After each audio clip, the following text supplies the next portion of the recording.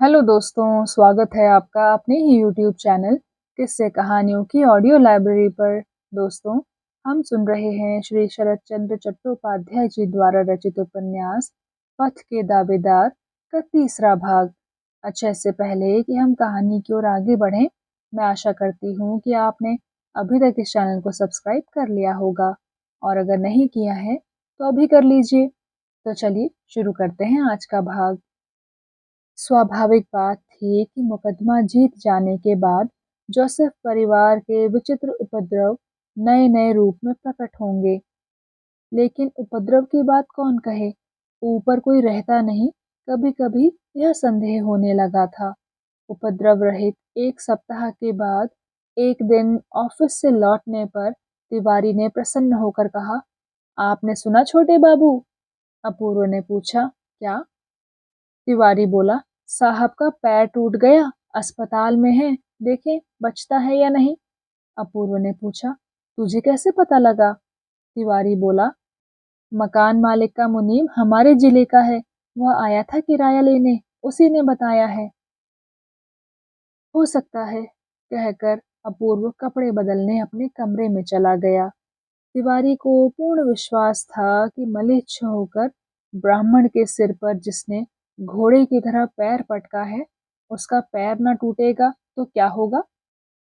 अगले दिन अपूर्व ने तिवारी को बुलाकर कहा, एक मकान मिला है, जाकर देख आओ। तिवारी ने हंसकर कहा, अब दूसरे मकान की जरूरत नहीं पड़ेगी बाबू, मैंने सब ठीक कर लिया है। अगली पहली तारीख को जाने वाले चले जाएंगे। मकान बदलने में कम झंझट नहीं है, यह बात अपूर्व अच्छी तरह जानता था। लेकिन साहब की अनुपस्थिति में जो उपद्रव बंद हो गया है, वह उनके लौट आने पर भी बंद रहेगा, उसे ऐसी आशा नहीं थी। ऑफिस जाने से पहले तिवारी ने छुट्टी मांगते हुए बताया कि आज दोपहर को वह बर्मियों के मंदिर में तमाशा देखने जाएगा। अपूर्व ने हंसकर पूछा, तुझे तमाशा देखने का कब से शौक हुआ है तिवारी? तिवारी बोला, विदेश का सब कुछ देख लेना चाहिए बाबू।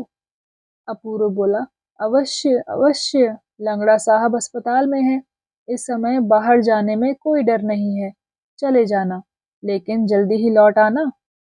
साहब की दुर्घटना के समाचार से वह इतना प्रसन्न था कि अपने यहाँ के जिस व्यक्ति से कल उसका परिचय हुआ था, आज उसके प्रस्ताव को अस्वीकार नहीं कर सका। तिवारी को जाने की अनुमति देकर अपूर्व ऑफिस चला गया। उसके 1 घंटे बाद ही तिवारी को उसके गांव का वही व्यक्ति आकर बर्मियों का तमाशा दिखाने ले गया। तीसरे पहर घर लौटकर अपूर्व ने देखा, दरवाजे में ताला लगा है। तिवारी ने वह पुराना ताला बदलकर यह नया ताला क्यों लगाया? वह 2 मिनट तक बाहर खड़ा सोचता रहा। तभी ऊपर से वह ईसाई लड़की बोली, मैं खोलती हूँ। यह कहकर वह नीचे आई और बोली, माँ कह रही थी कि अपना ताला लगाकर मैंने अच्छा नहीं किया, ऐसा ना हो कि मैं विपत्ति में पड़ जाऊं। वह फिर द्वार खोलते हुए बोली, माँ बहुत डरपोक हैं, बिगड़ रही थी कि अगर आप विश्वास ना करेंगे तो मुझको ही चोरी के अपराध में जेल जाना पड़ेगा। लेकिन मुझे तनिक भी डर नहीं लगा। अपूर्व बोला, लेकिन हुआ क्या? लड़की बोली, कमरे में जाकर देखिए क्या हुआ है। अपूर्व ने कमरे में घुसकर देखा, दोनों ट्रंकों के ताले टूटे पड़े थे। पुस्तकें, कागज, बिस्तर, कपड़े आदि फर्श पर पड़े हैं। उसके मुंह से निकला, यह सब कैसे हुआ? किसने किया? भारती बोली, भले ही किसी ने भी किया हो, लेकिन मैंने नहीं किया। फिर उसने पूरी घटना कह सुनाई। दोपहर को तिवारी जब तमाशा देखने जा रहा था, तो भारती की माँ ने उसे देखा था। थोड़ी देर बाद नीचे के कमरे में खटखट सुनकर भारती को देखने के लिए कहा।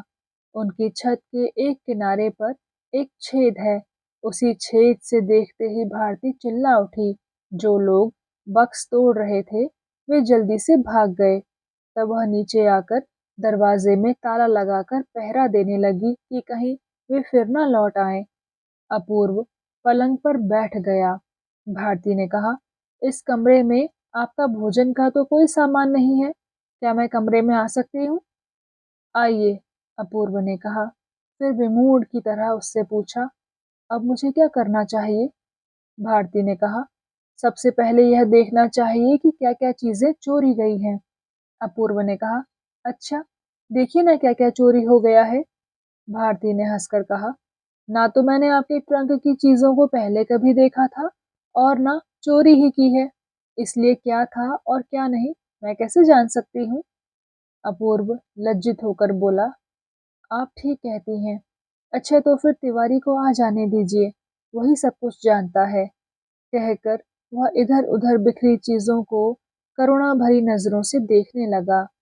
उसका निरुपाय चेहरा देखकर भारती हंसती हुई बोली, वह जानता है और आप नहीं जानते?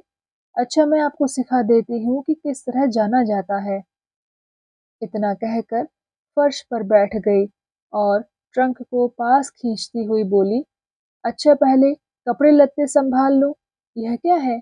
शायद मुर्शिदाबादी सिल्क का सूट है। ऐसे कितने सूट हैं? अपूर्व ने उत्तर दिया, 2 सूट। भारती बोली, मिल गए, यह एक और जोड़ा है। अच्छा, धोती 1, 2, 3, चादर 1, 2, 3, ठीक मिल गया। शायद 3 ही जोड़ी थी। अपूर्व बोला, हाँ, 3 ही जोड़ी थी। भारती बोली, यह फ्लालेन का सूट है।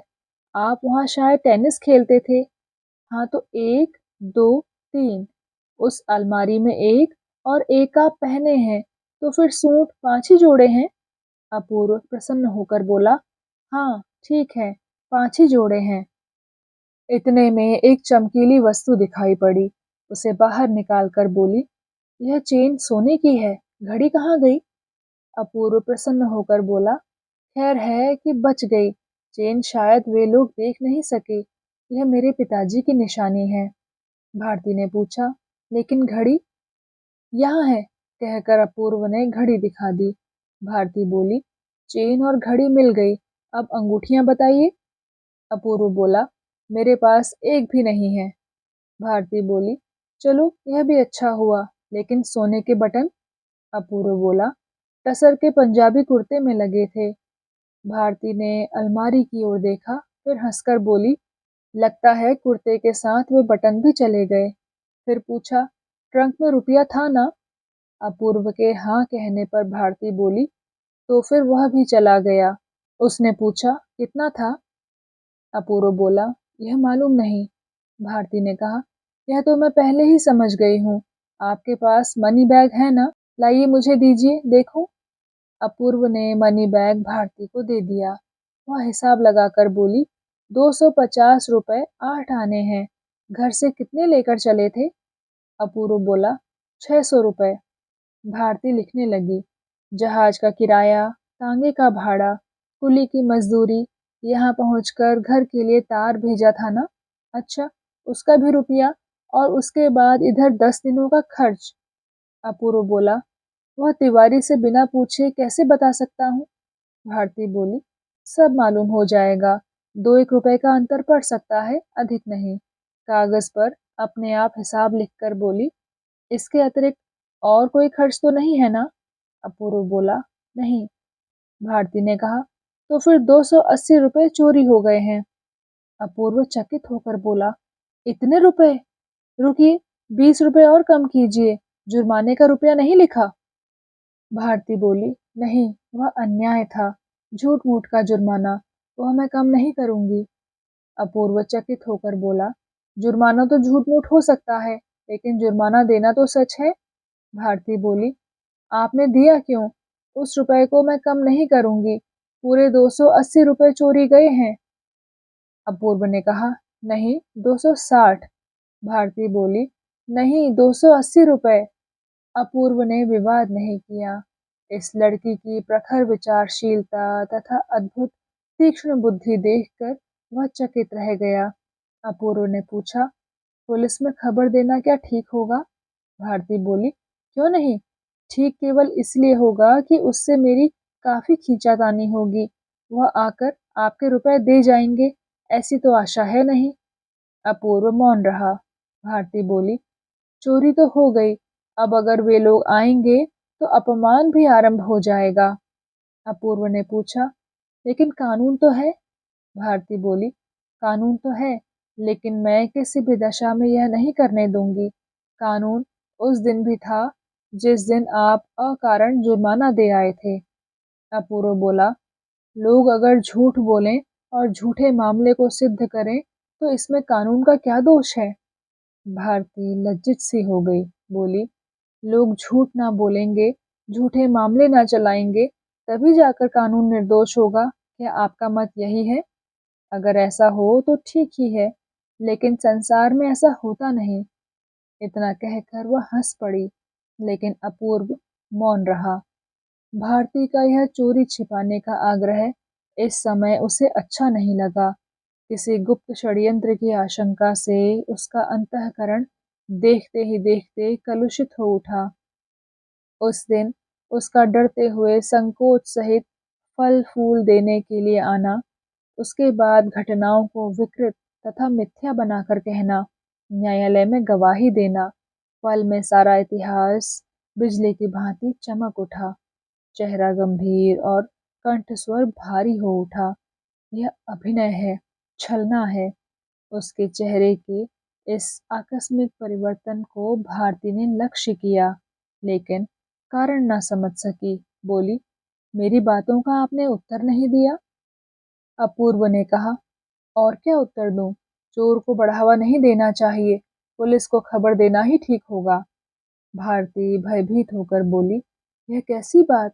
ना तो चोर ही पकड़ा जाएगा और ना रुपए ही मिलेंगे। बीच में मुझे लेकर खींचातानी होगी। मैंने देखा है, ताला बंद किया है, सभी सजा कर रखा है। मैं विपत्ति में पड़ जाऊंगी।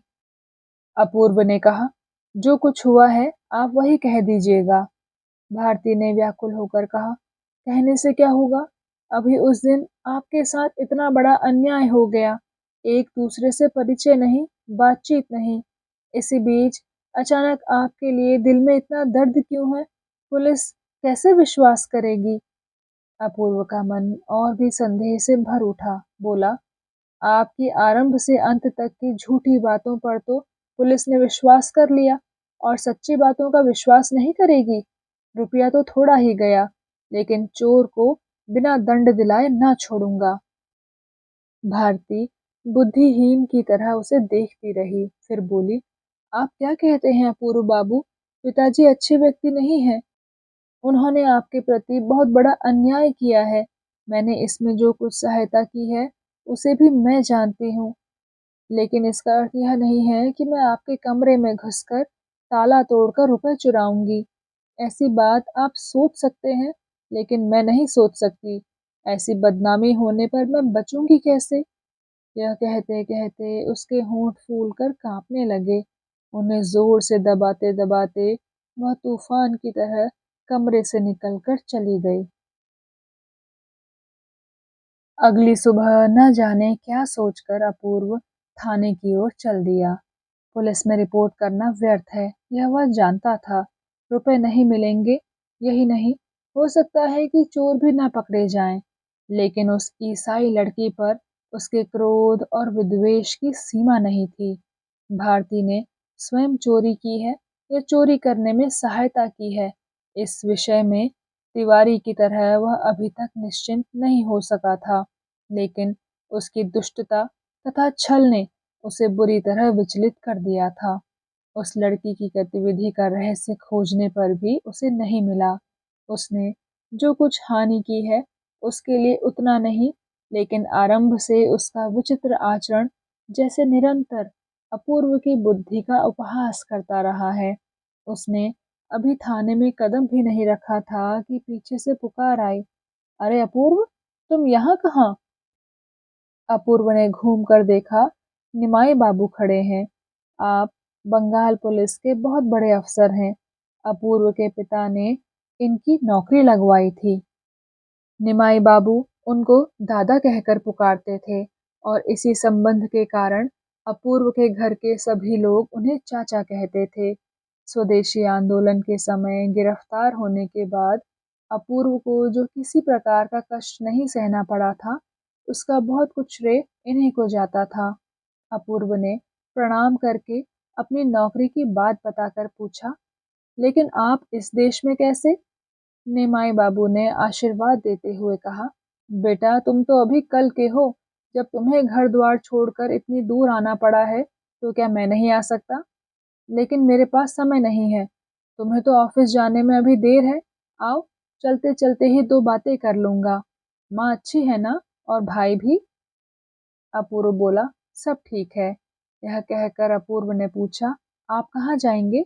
निमाई बाबू बोले, जहाज घाट पर, चलो ना मेरे साथ। अपूर्व बोला, चलिए। आपको क्या कहीं और भी जाना है? निमाई बाबू हंसकर बोले, जाना हो भी सकता है। जिस महापुरुष को ले जाने के लिए घर छोड़कर इतनी दूर आना पड़ा है, उनकी इच्छा पर सब निर्भर करता है। उनका फोटोग्राफ है, लिखित विवरण है, लेकिन यहाँ की पुलिस में इतनी सामर्थ्य नहीं कि उन पर हाथ डाल सके। क्या मैं पकड़ पाऊंगा? यही सोच रहा हूँ। अपूर्व ने उत्सुक होकर पूछा, ये महापुरुष कौन है चाचा जी? जब आप आए हैं तब तो अवश्य ही कोई खूनी आसामी है।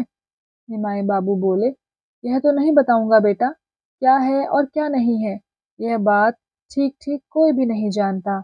इनके विरुद्ध कोई निश्चित अभियोग भी नहीं है, फिर भी इनकी निरंतर निगरानी करते रहने में इतनी बड़ी सरकार मानो निष्प्राण हो गई है। अपूर्व ने पूछा, कोई आसामी है? निमाई बाबू बोले, भैया पॉलिटिकल तो किसी समय तुम लोगों को भी कहते थे, लेकिन वे हैं राजद्रोही, राजा के शत्रु। शत्रु कहलाने के योग्य तो अवश्य हैं। बलिहारी है उनकी प्रतिभा की, जिन्होंने इस लड़के का नाम सव्यसाची रखा था। बंदूक पिस्तौल चलाने में निशाना अचूक होता है। तैरकर पद्मा नदी को पार कर जाते हैं, कोई बाधा नहीं पड़ती। इस समय यह अनुमान किया गया है कि चटगांव के रास्ते से पहाड़ पार करके इन्होंने बर्मा में पदार्पण किया है। अब मांडले से नौका द्वारा या जहाज से रंगून आने वाले हैं, या रेल द्वारा उनका शुभागमन हो चुका है। कोई पक्की खबर नहीं है, लेकिन वे रवाना हो चुके हैं, यह बात निश्चित है। उनके उद्देश्य के संबंध में कोई संदेह या तर्क नहीं है। शत्रु मित्र सभी के मन में उनका सम्मान स्थिर सिद्धांत बना हुआ है। देश में आकर किस मार्ग से वे अपना कदम बढ़ाएंगे हम नहीं जानते। लेकिन देखो बेटा, ये सब बातें किसी को बताना मत, नहीं तो इस बुढ़ापे में 27 साल की पेंशन रह जाएगी। अपूर्व उत्साहित होकर बोला, इतने दिनों वे कहाँ क्या कर रहे थे? सव्यसाची नाम मैंने तो कभी पहले सुना नहीं। निमाई बाबू ने हंसते हुए कहा, अरे भैया, इतने बड़े आदमियों का काम क्या केवल एक नाम से चलता है? संभवतः अर्जुन की तरह इनके भी अनेक नाम प्रचलित हैं। उन दिनों शायद सुना भी होगा, अब पहचान नहीं रहे हो। इस बीच क्या कर रहे थे, इसकी भी पूरी जानकारी नहीं है। राज शत्रु अपने काम ढोल पीट पीट कर करना पसंद नहीं करते। फिर भी मैं इतना जानता हूँ कि वे पूना में 3 महीने की और दूसरी बार सिंगापुर में 3 वर्ष की सजा भुगत चुके हैं। यह लड़का 10-12 भाषाओं में इस प्रकार बोल सकता है कि किसी विदेशी के लिए यह जान लेना कठिन है कि वे कहाँ के रहने वाले हैं। सुना है जर्मनी के किसी नगर से डॉक्टरी पढ़ी है, फ्रांस में इंजीनियरिंग पास की है, इंग्लैंड की नहीं जानता, लेकिन जब वहाँ रह चुका है तो अवश्य ही कुछ ना कुछ पास किया ही होगा। इन लोगों को ना तो दया है, ना माया, ना धर्म कर्म है, ना कहीं घर द्वार है। बाप रे बाप, हम लोग भी उसी देश के वासी हैं, लेकिन इस लड़के ने कहाँ से आकर बंग भूमि में जन्म ले लिया, यह तो सोचने पर भी नहीं जान पड़ता। अपूर्व कुछ ना बोला। कुछ देर मौन रहकर उसने पूछा, इनको क्या आप आज ही गिरफ्तार करेंगे? निमाई बाबू हंसकर बोले, पहले पाऊं तो? अपूर्व ने कहा, मान लीजिए पा गए तो? निमाई बाबू ने कहा, नहीं बेटा, इतना आसान काम नहीं है। मुझे पूरा विश्वास है कि अंतिम पल में वह किसी और रास्ते से खिसक गया होगा। अपूर्व ने पूछा, और अगर वह आ जाए तो? निमाई बाबू ने कुछ सोच कर कहा, उस पर बराबर नजर रखने का आदेश मिला है। 2 दिन देखता हूँ। पकड़ने की अपेक्षा जांच करना जरूरी है। सरकार का यही विचार है। अपूर्व इस बात पर विश्वास न कर सका, क्योंकि वह उसके लिए जो कुछ भी हो, फिर भी हैं तो पुलिस के आदमी। उसने पूछा, उनकी उम्र क्या है? निमाई बाबू ने कहा, लगभग 30-32 की होगी। फिर पूछा, देखने में कैसे हैं? निमाई बाबू बोले, यही तो आश्चर्य है बेटा, अत्यंत साधारण मनुष्य है, इसीलिए तो पहचानना कठिन है, पकड़ना भी कठिन है। हम लोगों की रिपोर्ट में यही बात विशेष रूप से लिखी हुई है। अपूर्व बोला, लेकिन पकड़े जाने के भय से ही तो यह पैदल वन लांघ कर आए हैं। निमाई बाबू बोले, हो सकता है कोई विशेष उद्देश्य हो सकता है इस रास्ते को भी जान लेना चाहता हो। कुछ भी नहीं कहा जा सकता पूर्व। ये लोग जिस पथ के पथिक हैं, उसमें साधारण मनुष्य के विचार के साथ इनके विचार मेल नहीं खाते। आज इसकी भूल है या हम लोगों की भूल है, इसकी परीक्षा होने वाली है। ऐसा भी संभव है कि हम लोगों की सारी दौड़ धूप व्यर्थ हो जाए। अपूर्व बोला, ऐसा ही हो तो अच्छा है। मैं अंतःकरण से यही प्रार्थना करता हूँ चाचा जी। निमाई बाबू हंस पड़े, बोले, मूर्ख लड़के, कहीं पुलिस से ऐसी बात कही जाती है? तुमने अपने घर का क्या नंबर बताया? 30? हो सका तो कल आऊंगा। सामने की जेटी पर ही शायद यहाँ का स्टीमर खड़ा होता है। अच्छा, तुम्हारे ऑफिस का समय हो चुका है, नई नौकरी है, देर करना ठीक नहीं। यह कहकर वे दूसरी ओर घूम गए। अपूर्व ने कहा, देर की क्यों? ऑफिस में गैर हाजिरी हो जाने पर मैं आपको छोड़ूंगा नहीं। मैं नहीं चाहता कि वह अब आपके हाथ पड़ जाए, लेकिन यदि दुर्घटना हो भी जाए तो मैं एक बार उन्हें देख तो लूंगा। चलिए। इच्छा न होने पर भी निमाई बाबू ने विशेष आपत्ति नहीं की, केवल थोड़ा सा सावधान करते हुए कहा, देखने का लोभ होता है, मैं इसे अस्वीकार नहीं करता, लेकिन ऐसे लोगों से किसी प्रकार परिचय बढ़ाना भी भयानक है। यह जान लो अपूर्व, अब तुम लड़के नहीं हो, पिता जीवित नहीं है, भविष्य के बारे में भी सोचना चाहिए। अपूर्व हंसकर बोला, परिचय का अवसर आप लोग किसी को देते कहाँ हैं चाचा जी? कोई अपराध नहीं, कोई अभियोग नहीं, फिर भी उनको जाल में फंसाने आप इतनी दूर चले आए हैं। निमाई बाबू तनिक सा मुस्कुरा पड़े, बोले, यह तो कर्तव्य है। जिस समय दोनों जेटी पर पहुंचे, इस बड़ी नदी का विशाल स्टीमर किनारे लगने ही वाला था। 5-7 पुलिस अधिकारी सादी पोशाक में पहले से ही खड़े थे। निमाई बाबू के प्रति उन लोगों की आंखों का एक प्रकार का संकेत देखकर अपूर्व उन्हें पहचान गया। वे सभी भारतीय थे, भारत के कल्याण के लिए सुदूर बर्मा में एक विद्रोही का शिकार करने आए हैं। शिकार की वस्तु लगभग हाथ आ चुकी है। सफलता का आनंद तथा उत्तेजना की प्रच्छन्न दीप्ति उनके चेहरे पर स्पष्ट हो रही है। जहाज के खलासी उस समय जेटी पर रस्सी फेंक रहे थे। कितने ही लोग रेलिंग पकड़े देख रहे थे। डेक पर शोर शराबे और दौड़ धूप की सीमा नहीं थी। संभव है इन्हीं लोगों के बीच खड़ा एक व्यक्ति उत्सुक दृष्टि से किनारे की प्रतीक्षा कर रहा हो, लेकिन अपूर्व की दृष्टि में संपूर्ण दृश्य आंखों के आंसुओं से एकदम धुंधला और अस्पष्ट हो उठा।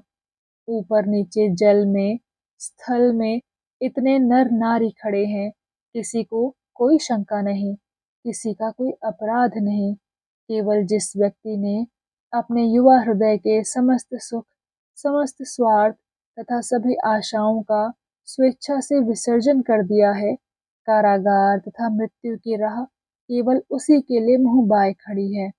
जहाज जेटी पर आकर लग गया। काठ की सीढ़ी नीचे लगा दी गई, लेकिन अपूर्व नहीं हटा। वही निश्चल पाषाण मूर्ति के समान खड़ा आप ही आप कहने लगा कि क्षण भर बाद तुम्हारे हाथ में हथकड़ी पड़ जाएगी। उत्सुक नर नारी तुम्हारी लांछना तथा अपमान आंखें फाड़ फाड़ कर देखेंगे। वे जान भी ना पाएंगे कि उन्हीं लोगों के लिए तुमने सर्वस्व त्याग कर दिया है। इसलिए इन लोगों के बीच तुम्हारा रहना ना हो सकेगा। उसकी आंखों से आंसू झरझर गिरने लगे और जिसे उसने कभी देखा नहीं, उसी को संबोधित करके मन ही मन कहने लगा, तुम तो हम लोगों की भांति सीधे सादे मनुष्य नहीं हो। तुमने देश के लिए अपना सर्वस्व त्याग दिया है, इसलिए देश की नौकाएं तुम्हें पार नहीं कर सकती। तुम्हें तैरकर पद्मा नदी को पार करना पड़ता है, इसलिए देश का राजपथ तुम्हारे लिए अवरुद्ध है। तुम्हें दुर्गम वन पर्वत लांघने पड़ते हैं। हे मुक्ति पथ के अग्रदूत, हे पराधीन देश के राजविद्रोही, तुमको शत कोटि नमस्कार। इतने मनुष्यों की भीड़, इतने लोगों का आना जाना, इतने लोगों की नजरें, किसी पर भी अपूर्व का ध्यान नहीं था। कितना समय बीत गया, इसकी उसे खबर ही नहीं थी। अचानक निमाई बाबू की आवाज से चौंक कर वह झटपट आंखें पोंछ हंसने की चेष्टा करने लगा। उसका करुण विह्वल भाव देखकर वे आश्चर्य में पड़ गए। बोले, जिस बात का भय था वही हुआ, निकल गया। अपूर्व ने पूछा, कैसे निकल गया? निमाई बाबू बोले, अगर यही जानता तो वह कैसे निकल जाता।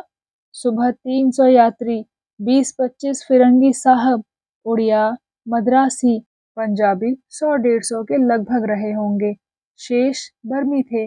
पता नहीं किसकी पोशाक पहने और किसकी भाषा बोलते बोलते बाहर निकल गया। समझ गए ना भैया, हम तो पुलिस वाले हैं। पहचानने का उपाय नहीं है कि वह यूरोपियन है या बंगाली।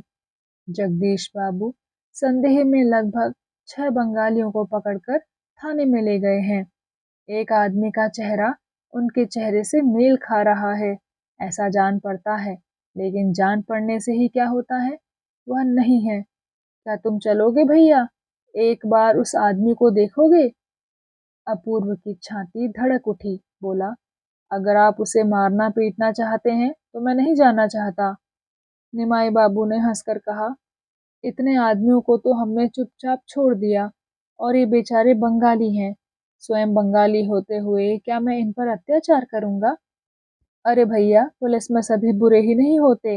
मुंह बंद करके जितना दुख हमें सहना पड़ता है, अगर तुम जानते तो अपने इस दरोगा चाचा से इतनी घृणा न कर पाते। अपूर्व अपूर्व बोला, आप अपना कर्तव्य पालन करने आए हैं, फिर आपसे घृणा क्यों करूंगा चाचा? कहकर अपूर्व ने उनके चरण छू लिए। निमाई बाबू ने प्रसन्न होकर आशीर्वाद दिया। बोले, चलो जरा जल्दी चलें। वे लोग भूख प्यास से दुखी हो रहे होंगे। थोड़ी बहुत जांच करके छोड़ दिया जाएगा। थाने के सामने वाले बड़े कमरे में 6 बंगाली बैठे थे। जगदीश बाबू ने इसी बीच उनके टीन के बक्स और गठरियां आदि खोलकर जांच आरंभ कर दी थी। जिस व्यक्ति पर उन्हें विशेष रूप से संदेह था, उसे एक अलग कमरे में बंद कर रखा था। ये लोग नौकरी की खोज में रंगून आए थे। इनके काम धाम और विवरण आदि लिखकर और उनके सामान की जांच हो चुकने के बाद पॉलिटिकल सस्पेक्ट सव्यसाची को निमाई बाबू के सामने उपस्थित किया गया।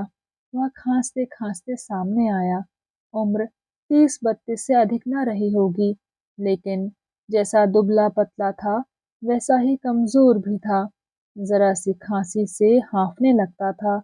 अंदर से न जाने किस असाध्य रोग से उसका संपूर्ण शरीर भी तेजी से क्षय रोग की ओर दौड़ रहा था।